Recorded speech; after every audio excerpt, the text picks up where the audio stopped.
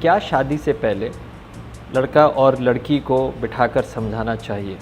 یہ سوال اس بات کا متقاضی ہے کہ اس کے اوپر بہت توجہ دینی چاہیے، یہ بہت ضروری ہے۔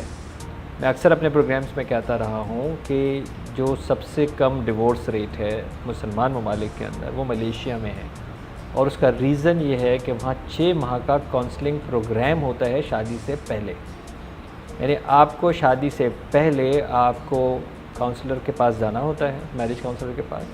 پھر وہ آپ کو ڈیفرنٹ اسپیشلسٹ کے پاس بھیجتا ہے۔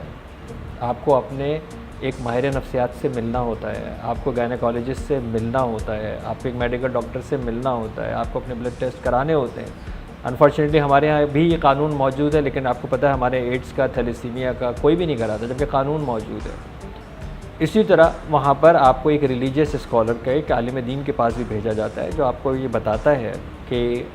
دین جو ہے وہ اس میں میاں اور بیوی کے کردار کیا ہوتے ہیں، ان کے رولز کیا ہوتے ہیں، ان کو کس طرح ایک دوسرے کی بات سمجھنی ہے، نبھانی ہے۔ یہ جو گھر بنانے جا رہے ہیں، اس گھر کے اندر دونوں کے کردار کیا ہوں گے، ان کا عمل کیا ہوگا۔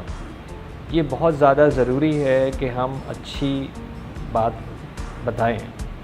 اگر ہمارے پاس اتنی صلاحیتیں نہیں ہیں تو اس میں کوئی حرج نہیں ہے کہ ہم کسی کاؤنسلر کے پاس لے کے جائیں۔ میرج کاؤنسلر کے پاس ضروری نہیں ہے کہ جب آپ کی شادی کے جھگڑے ہو جائیں آپ جبھی ہمارے پاس آئیں۔ ہمارے پاس بہت بڑی تعداد ہے جو میرج کاؤنسلنگ کے لیے آتی ہے، اور الحمدللہ وہ لوگ جو اپنا گھر توڑنے کے اوپر راضی ہو چکے تھے، اب اللہ کا شکر ہے کہ اپنے گھر کے اندر عزت کے ساتھ، خوشی کے ساتھ، سکون کے ساتھ، محبت کے ساتھ رہ رہے ہیں۔ لیکن یہاں تک نوبت آئے ہی کیوں؟ جب آپ شادی میں اتنا خرچہ کرنے جا رہے ہیں تو ایک میرج کاؤنسلر کے پاس جانے میں کیا حرج ہے؟ ایک نیوٹرل آدمی کے پاس جانے میں کیا حرج ہے جو ان کو ان کی پوزیشنز بتائے، قانون بتائے، ان کو اچھی بری عادتیں ایک دوسرے کی سمجھائے، ایک دوسرے سے کیسے کمیونیکیٹ کرنا چاہیے وہ بتائے، کیونکہ ہر انسان ظاہر ہے پازیٹیو نیگیٹو، خیر اور شر کا پیکیج ہے، ان دونوں کو ملانا ہے۔ ہمارے پاس یہ بڑی کامن بات ہے کہ جب لوگ آتے ہیں تو وہ دونوں ایک دوسرے سے محبت کر رہے ہوتے ہیں، لیکن ایک سندھی بول رہا ہوتا ہے اور ایک پشتو بول رہا ہوتا ہے۔ یعنی اس دونوں کی جو بات ہے وہ ہے ایک ہی، لیکن کیونکہ دونوں کی زبان مختلف ہے، ایز این ایگزامپل میں بتا رہا ہوں، تو وہ سمجھ نہیں پا رہے ہیں، اور ایک نیوٹرل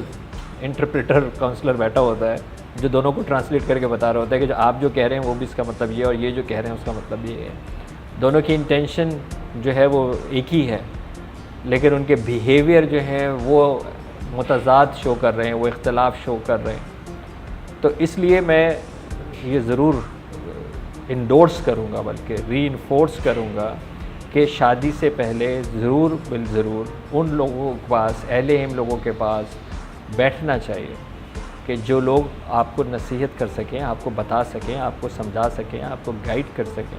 اور ہم نے یہ نوٹ کیا ہے کہ جہاں پر یہ بچے اور بچیاں اس طرح کی کوئی ہیلپ سیکھ کر لیتے ہیں، ان کی زندگی بہت بہتر ہوتی ہے، ان کے لیے سرپرائزز نہیں ہوتے۔ تو میں آپ کو اسی بات کو جو ہے وہ انکریج کروں گا کہ ہر حال میں شادی سے پہلے ہمیں ایک دوسرے کی کو جاننے کے لیے بہت ضروری ہے کہ ہم سمجھیں، اور ضرور حیا کی، شریعت کی، شرم و حیا کے ماحول کے اندر رکھتے ہوئے ہم ایک دوسرے کو سمجھیں کسی ایک ایسے نیوٹرل شخص کے سامنے۔